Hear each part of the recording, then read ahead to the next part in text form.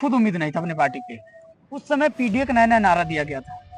जब 37 सीट आ जाती है तो अखिलेश यादव कहते हैं ये पीडीए का कमाल है, पीडीए हमको साथ दिया है। फिर यही पीडीए को लेकर 2027 के चुनाव विधानसभा क्यों नहीं लड़ रहे हैं? उसमें फिर स्वार्थ समाज को क्यों जोड़ना है, उनको मतलब जरूरी पड़ जा रहा है? देखिए, अखिलेश यादव ने कह तो दिया कि हमारी पीडीए का कमाल है, लेकिन कहीं न कहीं वो जो उत्तर प्रदेश में लोकसभा चुनाव के दरमियान उनकी अच्छी खासी सीटें निकली, अच्छा खासा उनको लोकमत मिला।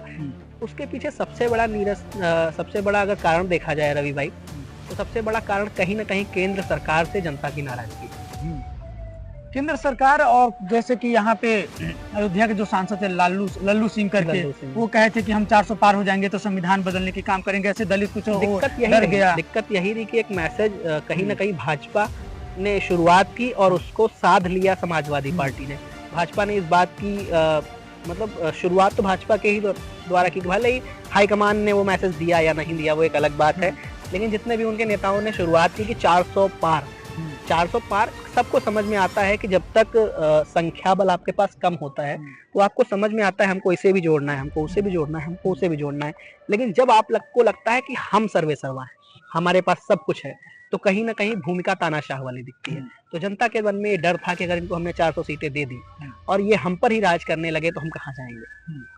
तो इसका असर पड़ा, भाजपा का चलाया हुआ दांव उन पर ही भारी पड़ा और समाजवादी पार्टी ने उसको अच्छे से बनाया। संजय यदुवंश करके एक लड़का है जो सिंगर वगैरह है, गाना वाना गाता है, उसको अखिलेश यादव प्रमोट करते हैं, अपने मंच पर बुलाते हैं, बैठाते हैं, मिलते हैं, उस गाना को मतलब वहाँ अपने स्क्रीन पे चलाते हैं अपने कार्यालय में। वो लड़का गाना ऐसे गाता है, जातिवाद करके गाना गाता है, अहिर रंगदार है, अहिरे है, अहिरो है। क्या इस तरीके से अहिर राजनीति करेंगे उत्तर प्रदेश में कि अहिर अपने आप को मतलब दिखाना क्या चाहता है और समाज में क्या दबदबा बनाना चाहता है? देखिए, दिक्कत उत्तर प्रदेश की सबसे बड़ी क्या है, उत्तर प्रदेश में राजनीति के नाम पे जमीनी मुद्दों पे बात नहीं होती है और ये सच्चाई है। अखिलेश यादव ने एक समय में बहुत अच्छा काम किया, बहुत सारी योजनाएं चलाई, बहुत कुछ किया, लेकिन आज भी अखिलेश यादव अपने दिल पर हाथ रख के कह दें कि हम उन योजनाओं के बलबूते पर चुनाव लड़े हैं, उनको शायद 10% वोट भी नहीं मिलेगा। बहुत अच्छा काम किया उन्होंने, लेकिन उस पर वोट नहीं मिलेगा क्योंकि यूपी की जो जनता है इसको भी पता है कि जो बंटवारे की राजनीति करेगा वो हमारे दिलों में छाया रहेगा, जातिवाद हावी है। लोग बिहार की बात करते हैं, मैं यूपी को कह रहा हूँ, यूपी में जातिवाद हमेशा से हावी था और आज भी हावी है। ब्राह्मण अलग मुंह ऐठे घूम रहे हैं, ठाकुर का कहना है कि हम बीजेपी के साथ जा रहे हैं, बनिया कह रहा है कि हम किसको वोट दें, यादव कह रहा है कि समाजवादी हमारी है। तो यहाँ हमेशा से जातिवाद हावी रहा है और आगे भी हावी रहेगा। अच्छा, संजय यदुवंश को लेकर इसलिए मैं सवाल किया, हाल ही में भी चुनाव हुआ है बिहार विधानसभा का, उसमें एक टुनटुन यादव एक लड़का है वहाँ पे जो गाना वाना गाता है, वो गाना गाता हमारे 56 सिक्सर के 6 गोली छाती मेरे, ऐसा कुछ करके मतलब तमाम वो गाना गाती आरजेडी की सरकार बनेगा तो ये वो चीजें पहले वो दिखाए थे। अब देश के यशस्वी प्रधानमंत्री बिहार में जब स्टार प्रचारक में जाते हैं, प्रचार करते हैं, तो बड़े मंच से कहते हैं यहाँ पे गाना ऐसे चल रहा है, हमारे सिक्सर के 6 गोली छाती में। अभी सरकार नहीं बनी है तो ऐसे ऐसे लोग गाना गा रहे हैं, ऐसे ऐसे क्या इस समाज को डरवाना चाहते हैं। और कहीं ना कहीं जब आरजेडी की स्थिति देखी गई रिजल्ट के बाद, तो उसको माना गया, कई जगह नेशनल मीडिया पे भी चलाया गया कि टुनटुन यादव का 40% योगदान है चुनाव हरवाने में। जंगल राज की बात जो गाना होना ऐसे मतलब गाना को लेकर जो वहाँ के लोकल के जो सिंगर हैं उन पे मतलब 40% योगदान दिया गया कि इन लोग का योगदान है हराने में 40%।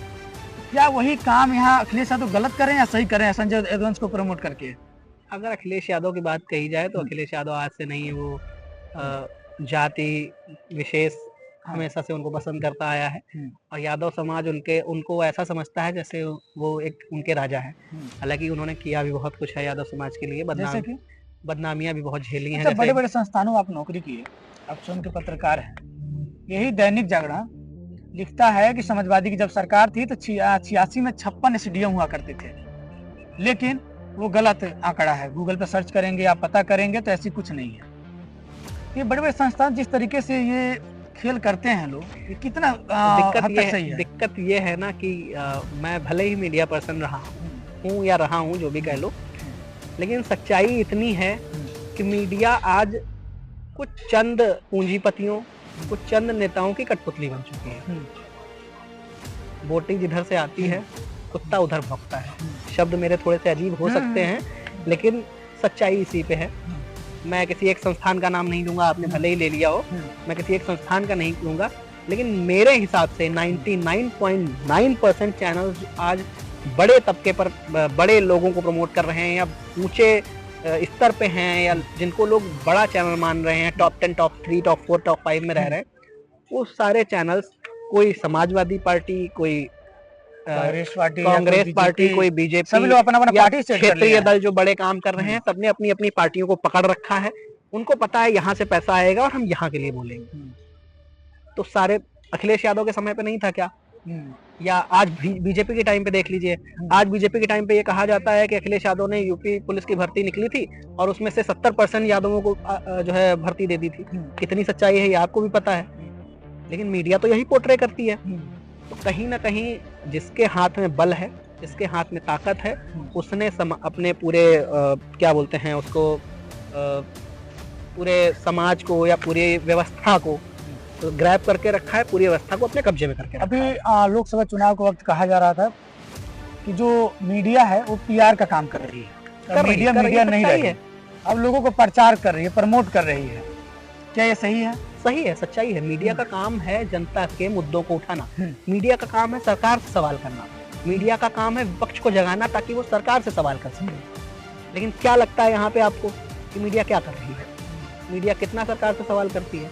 जो मीडिया सरकार से सवाल करती है वो कल जेल के अंदर दिखाई देती है। मैं ये नहीं कह रहा कि वो सरकार डाल दे रही है, कहीं ना कहीं एफआईआर उस पर हो रही है और कौन पीछे से करा रहा है ये सबको पता है। सही बात। तो मीडिया क्या काम कर रही है? मैंने पहले ही बोला कि मीडिया कटफुल, और जो छोटे छोटे चैनल्स हैं, इंडिविजुअल पत्रकार हैं, बड़े पत्रकारों को पत्रकार भी आके इंडिविजुअल बन गए, वो भी कहीं ना कहीं मीडिया, वो किसी ना किसी की कठपुतली है। अगर वो सत्ता पक्ष की नहीं है तो विपक्ष की है। लेकिन जो छोटे छोटे पत्रकार हैं जिनको सच में क्रिएटिविटी के थ्रू दिखा रहे हैं कि हाँ ये गलत हो रहा है और वो किस स्थिति में है। अरे मैं गलती सरकार की देना ही नहीं चाह रहा, मैं गलती विपक्ष की देना ही नहीं चाह रहा। जनता कितना जाग रही है, जनता क्या देख रही है। अगर जो मैं और आप जैसे पत्रकार, अगर हम कल निकलते हैं और लखनऊ के अंदर जाते हैं, हम दिखाते हैं कि गोमती की हालत ये है, हम दिखाते हैं कि गरीबी की हालत ये है, आज लखनऊ 3rd क्लीनेस्ट सिटी है, और आप जाइए पुराने लखनऊ के अंदर घूम के आइए क्या कंडीशन है, आपको भी दिख जाएगी। तो अगर हम जाके स्टोरीज करके आ रहे हैं, हमारे पे कितने व्यूज आ रहे हैं, 200 लोग 300 लोग भी देखने वाले नहीं है। तो फर्क ये है कि जनता भी नहीं देखना चाह रही है कि सच्चाई क्या है और झूठ क्या है। मीडिया कठपुतली इसलिए बन गई है कि मीडिया को चाहिए पैसा, मीडिया क्योंकि खर्चे चलाने हैं भैया, 100 लोग 200 लोगों की सैलरी निकालनी है तो उनको चाहिए पैसा, वो तो कहीं से न कहीं से लेके ही आएंगे। जनता सपोर्ट करेगी नहीं अगर हम काम भी कर रहे हैं, तो कहाँ जाएगी मीडिया? कुछ ना कुछ तो करना ही है। अभी भी समाज में भेदभाव है, छूत है जाति के नाम, बहुत जाति के नाम पे है।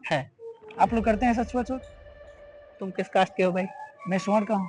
मैं भी सवर्ण का हूँ। नहीं, मैं इसलिए पूछ रहा हूँ कि बार बार ब्राह्मण पे ही उंगली उठाई जाती है, बनिया पे नहीं उठाई जाती। भैया देखो सच्चाई ये है भाई, ब्राह्मण पे इसलिए उंगली उठाई जाती है कि ब्राह्मण भेदभाव करते हैं, हमारे हक अधिकार की चीजें वो छीन ले जाते हैं, वो खाते हैं, वो पीते हैं। भाई मैं एक चीज तुमको बताऊं, समाज व्यवस्था में समाज में हालत क्या है वो तुमको भी पता है। मैं ब्राह्मण हूँ, ब्राह्मण लोग कहते हैं ना कि ब्राह्मण ने भेदभाव किया। हर जाति, जो जाति होती है वो अपने से नीची जाति खोज लेती है।